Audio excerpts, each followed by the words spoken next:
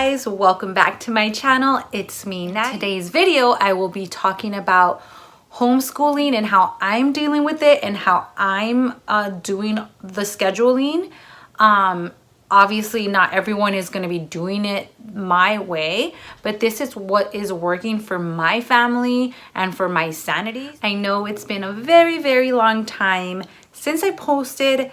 It's been a month to be exact, but I've been a very busy mom, just like all of you parents out there who are dealing with this pandemic and homeschooling at the exact same time. It's been a very stressful, very tiring period, something we've never experienced before. I've never experienced anything like this in my 30 years of life. I am actually 33. Hopefully we never have to deal with something like this again, but homeschooling has been very crazy.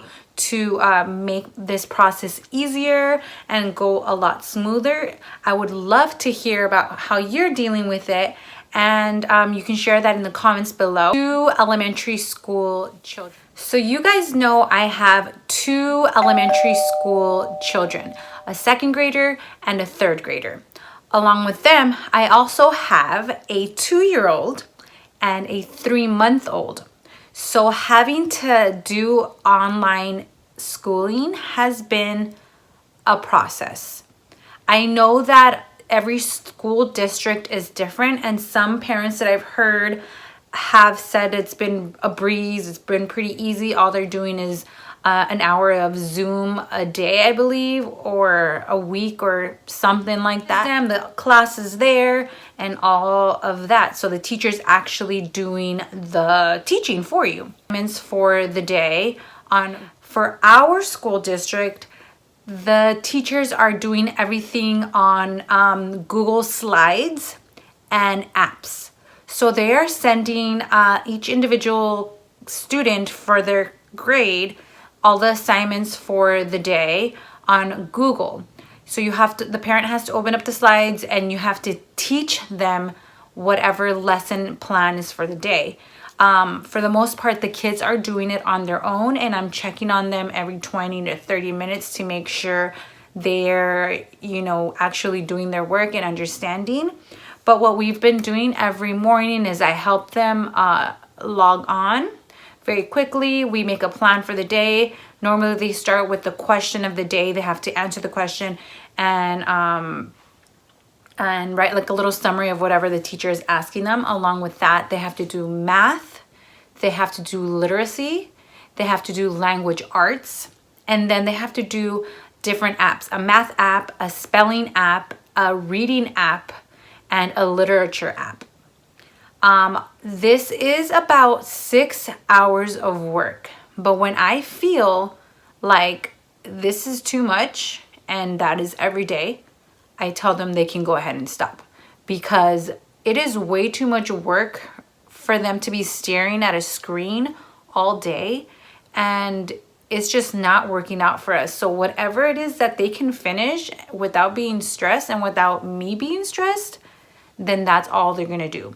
Because the last thing I want is for our family to feel stressed out.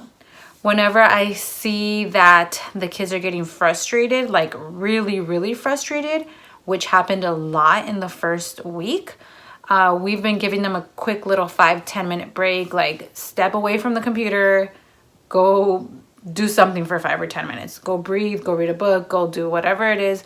But we give them a 5 or 10 minute break. In diapers, doing logging on, answering questions for the kids when they didn't understand. It was really crazy. This week has gone a lot smoother. Like I said, whatever they can get done, that's what they can get done. If they can't finish everything, then it is what it is.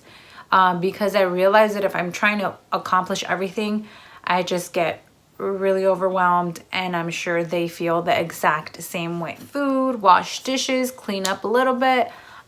So whenever they're doing a certain assignment, I'm getting their breakfast ready. Whenever it's time to eat, we set their computers to the side, they eat, and then they go on and move on with their schoolwork.